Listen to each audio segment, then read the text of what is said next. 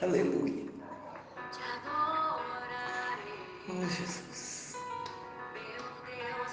Deus de milagres, Deus de promessas, caminho do deserto, luz na escuridão.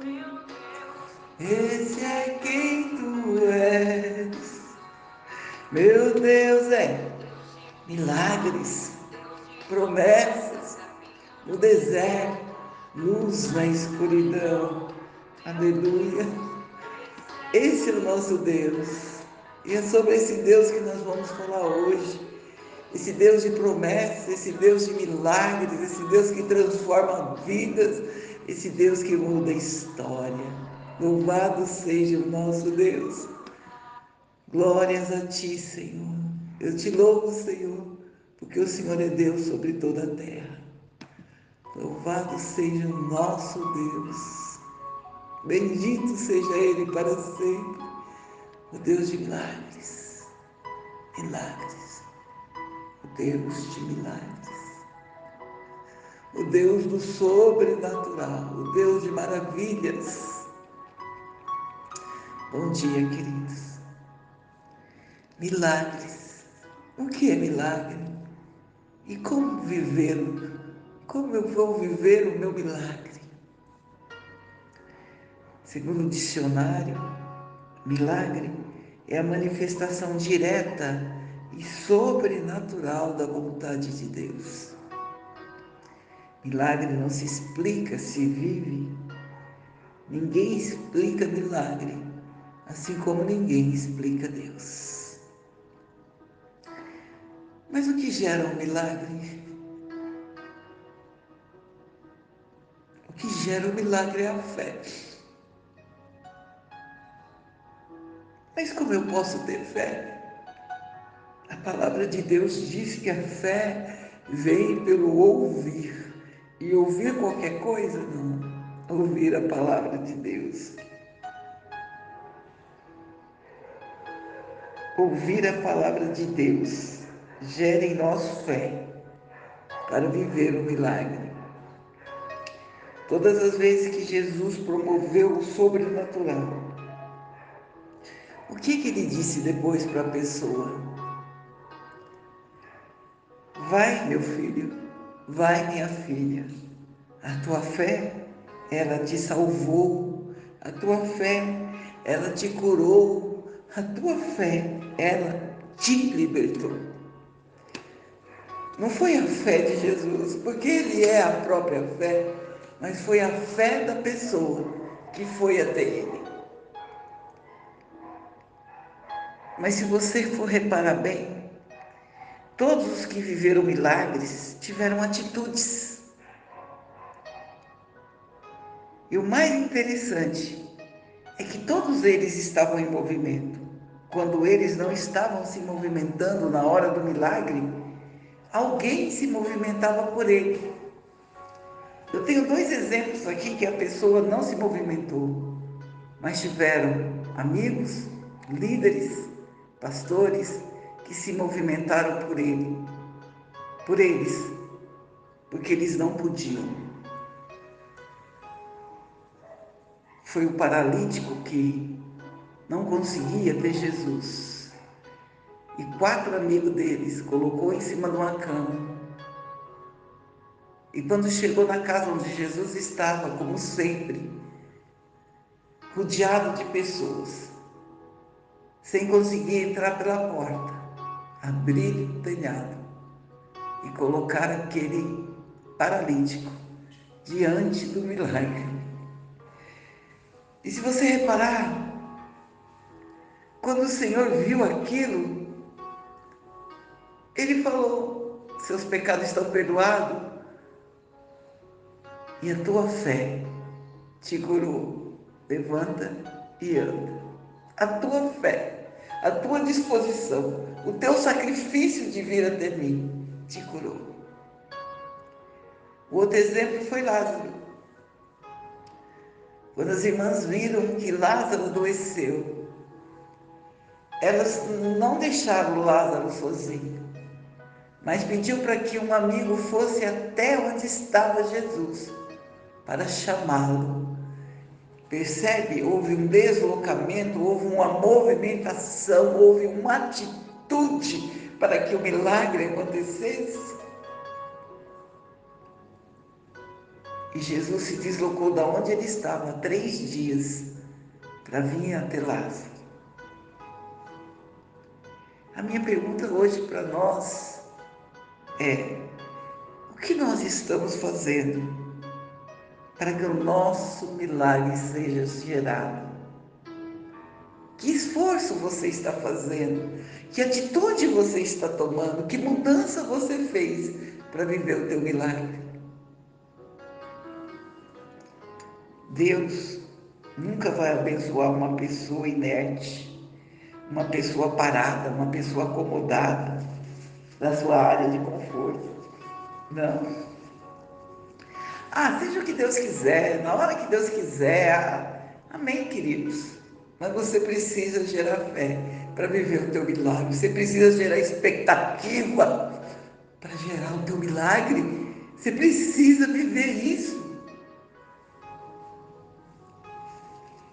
É a sua fé, é a sua atitude que chama a atenção de Deus para o seu milagre. Quem não faz sacrifícios não alcança benefícios. Mas é todo o sacrifício? Se orar, se ir à igreja, se jejuar, se clamar para você é sacrifício, então faça esse sacrifício.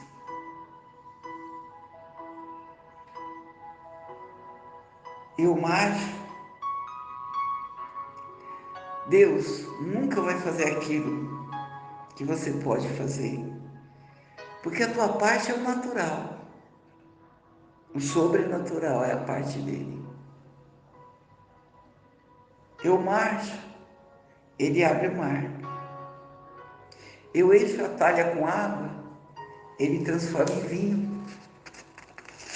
Entende? Eu tiro a pedra e ele ressuscita tudo aquilo que está morto. Aleluia! Oh Deus! Diz que quando o Senhor chegou naquele cemitério onde Lázaro estava enterrado, já há 4 dias, e ele pediu para remover a pedra, Jesus teve um cuidado de começar a frase com o nome de Lázaro. Lázaro, vem para fora. Porque se ele falasse, vem para fora, o cemitério inteiro ressuscitava e viria para fora. Remove hoje a pedra da sua inércia para que o seu milagre chegue. Remove a murmuração, as queixas. E louve, adore e busque.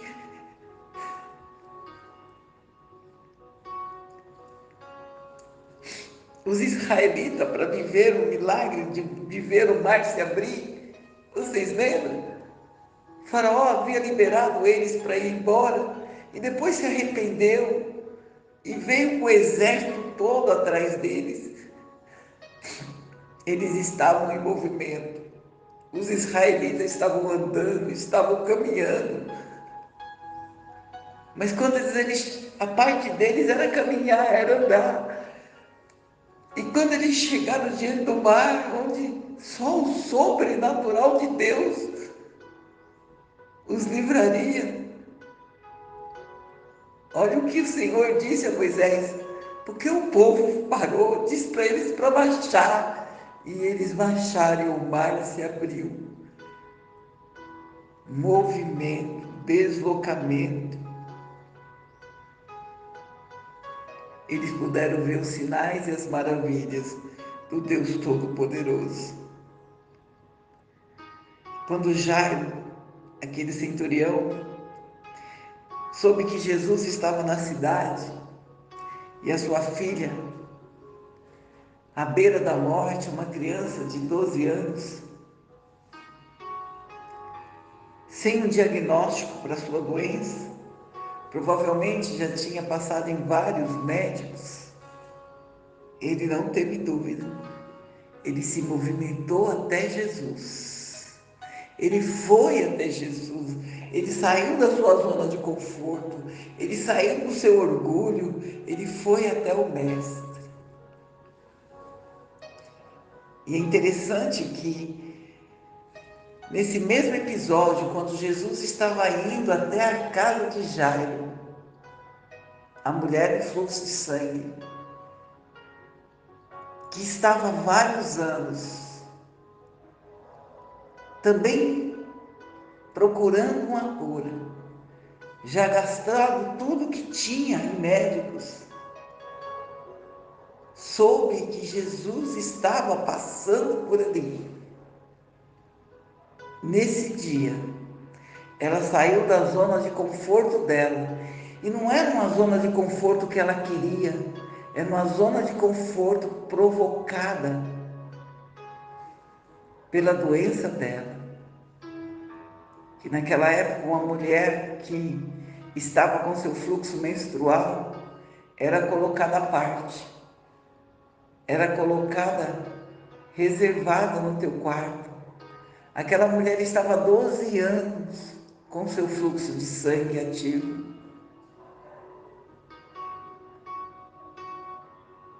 Desculpa, há 18 anos. Então, há 18 anos, ela não conseguia sair de casa. Ela não conseguia andar nas ruas.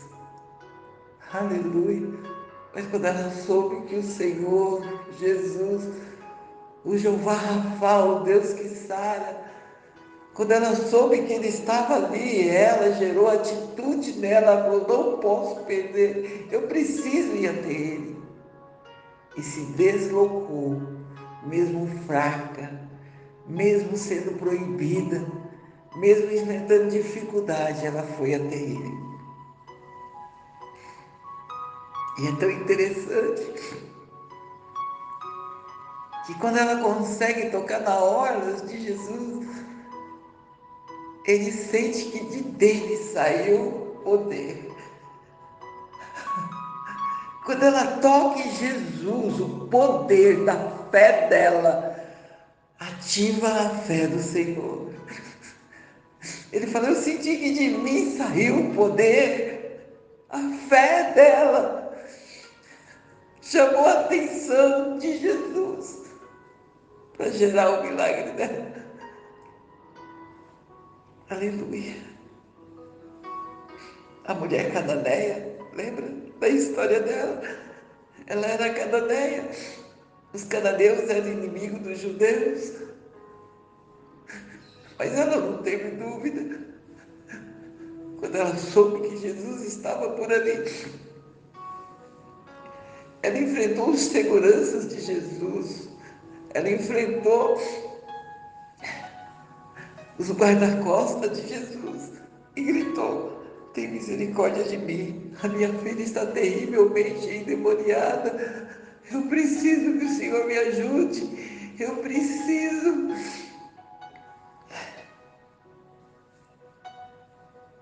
Os seguranças tentaram barrá-la, pediram para que o Senhor a despedisse vazia, mas o Senhor virou para aquela mulher e disse, não é justo que eu tire dos meus filhos para dar para vocês.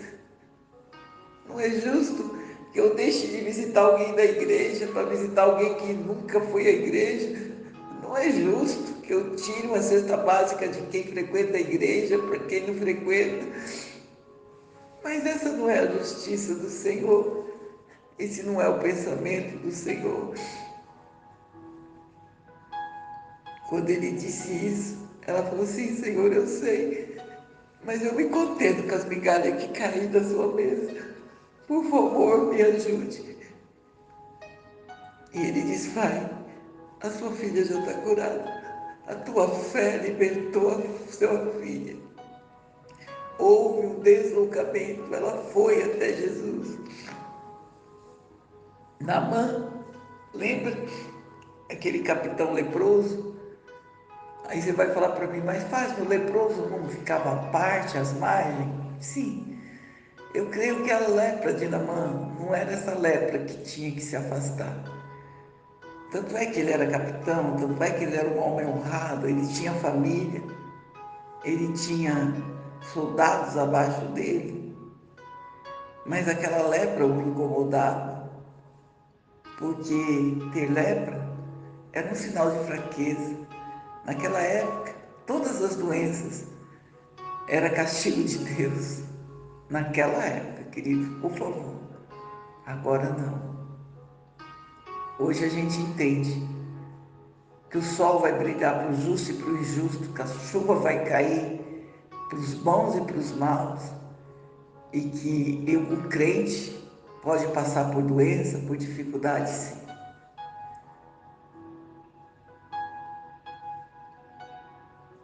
Ele tinha invadido Samaria e ele trouxe de lá uma menina para fazer companhia para sua esposa, para fazer o papel de uma dama de honra, ficar ali para ajudá-la. Mas ela era uma escrava na casa dele. Provavelmente ele tinha destruído a família dela lá em Samaria, matado os pais, colocado fogo nas casas deles. Mas essa menina, apesar de escrava, trabalhando na casa deles, ela conseguia ver a aflição e a angústia de Naamã. E um dia ela falou para a esposa de Naamã: quem dera o seu marido estivesse na frente do profeta Eliseu que está lá em Samaria. Com certeza ele seria curado. No coração dessa menina não existia mágoas, não existia rancor. E ela pôde oferecer a cura do profeta da terra dela. Mas para que isso acontecesse, Naamã precisou se deslocar 150 quilômetros. Naquela época não era tão fácil assim, né? Não tinha ônibus, não tinha metrô, era em cima de um cavalo. E ele viajou praticamente 4 dias para se colocar na frente de Eliseu e ser curado da lepra. Houve um movimento. Ele foi leproso e voltou limpo. E detalhe, Eliseu nem o recebeu.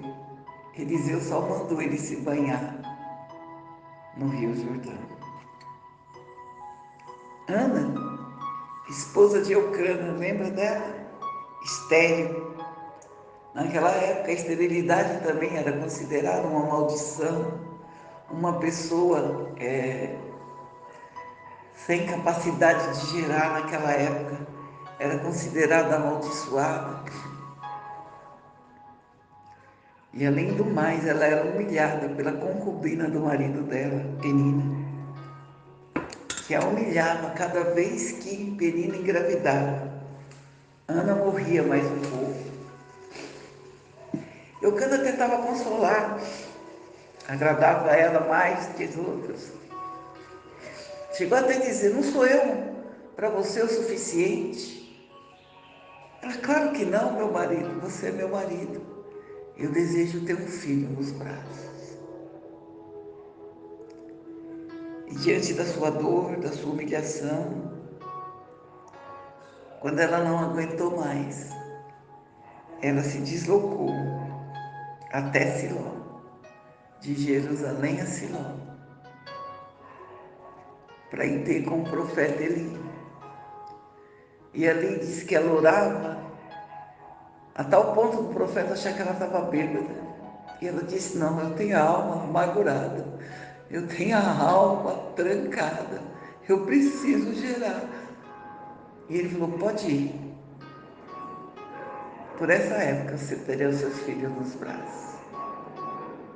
Ela teve que sair da zona dela de conforto, ir até o altar de Deus e se derramar ali.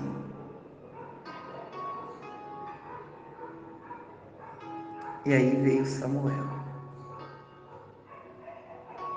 E para terminar, eu quero te lembrar só do filho da Sunamita.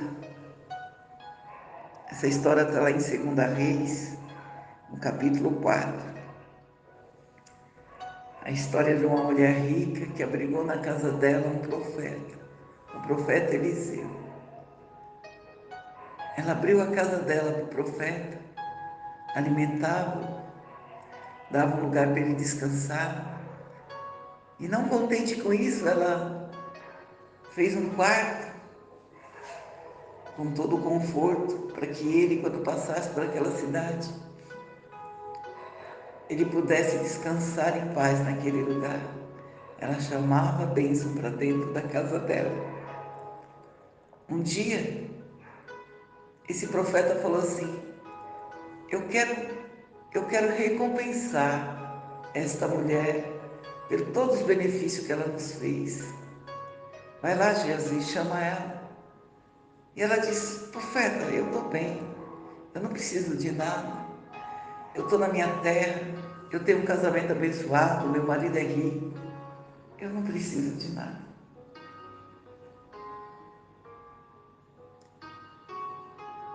E foi embora. Mas Eliseu não se conformou com aquilo. Falou para o menino: pesquisa o que ela precisa, não é possível que ela não precisa de nada. O menino disse: eles não têm filho, profeta. O marido dela já tem idade avançada e provavelmente ela é estéril. Eliseu pediu para chamá-la de volta e disse a ela: olha só, daqui a um ano você vai estar com seu filho no braço. Ela falou: profeta, para de me enganar, eu não te pedi nada. E ele falou: mas eu estou te dando. A atitude dela de honrar o profeta gerou o milagre dela. Era um milagre tão difícil que ela nem cogitava. Ela nem pedia mais. Ela já tinha perdido as esperanças. Mas o profeta profetizou na vida dela um filho. Esse filho nasceu e anos depois, eu creio, 10 anos depois, esse menino foi trabalhar com o pai na lavoura e passou mal. Trouxeram o menino para casa, praticamente desmaiado, de dor de cabeça. Ela orou, ela ajoelhou, orou, clamou, mas disse que ao meio-dia esse menino morreu. Ela não teve dúvida. Ela pegou o menino, foi até a casa que ela tinha construído no fundo da casa dela, colocou aquela criança na cama de Eliseu, do profeta, morto, sem vida. Pediu para os empregados arrumar a mula para que ela pudesse ir até o Monte Carmelo, onde o profeta estava, onde o profeta morava. Lembra, aquela casa era quando ele passava por aquela cidade e se deslocou 68 quilômetros. O marido dela perguntou: onde você vai? Hoje não é dia de culto. Ela falou: eu preciso ir, eu volto logo. Nem para o marido dela ela falou que o menino que o profeta havia dado estava morto. Ela foi 68 quilômetros até o profeta. E quem perguntava para ela pelo caminho: está tudo bem? Ela falava: está tudo bem, está tudo bem. E a morte estava na casa dela, mas ela falava: está tudo bem, porque aquele que me prometeu, ele é fiel e justo para cumprir. Ele não me deu um filho para tirar da infância, eu preciso ir até o profeta.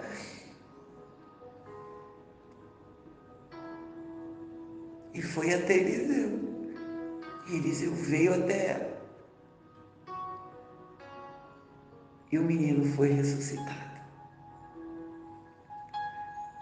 Você percebeu que todos eles, para viver o milagre, se deslocaram, tiveram atitude? E o que é que nós estamos fazendo hoje para viver o nosso milagre? De verdade, seja sincero. Você tem orado, jejuado, buscado, clamado? Você tem ido às igrejas? Você tem ido às campanhas? Você tem feito a tua parte?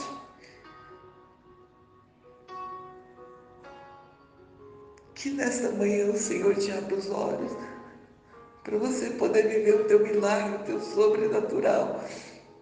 E que você não esqueça que você precisa se movimentar para isso, em direção a Ele, buscá-lo, bater, bater e abrir-se-á, pedir e dar-se-vos-á.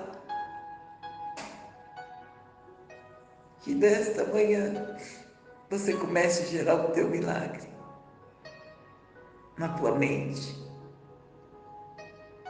Fé é a certeza das coisas que não existem como se já existisse. Então faça um exercício de fé. Já veja o teu milagre acontecido na tua casa. Se é a cura de alguém, já vê curado. Se é a libertação de alguém, já vê liberto. Se é uma porta de emprego, já se vê trabalhando nessa empresa que você deseja. Se é uma casa, imagine o bairro, imagine o lugar. Vai lá, declara, cria o teu milagre e se alegre por ele hoje.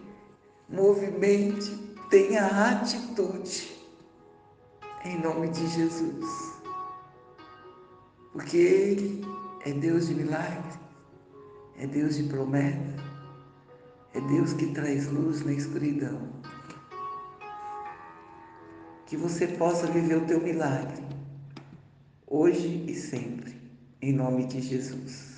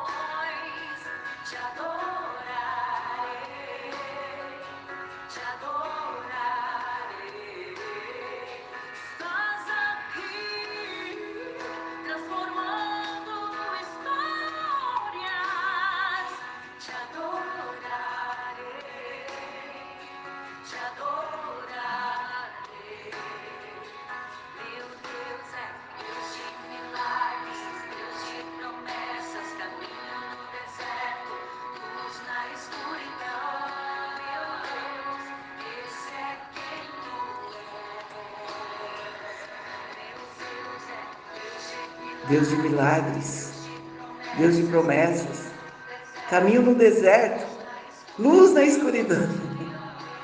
Isso é quem tu és.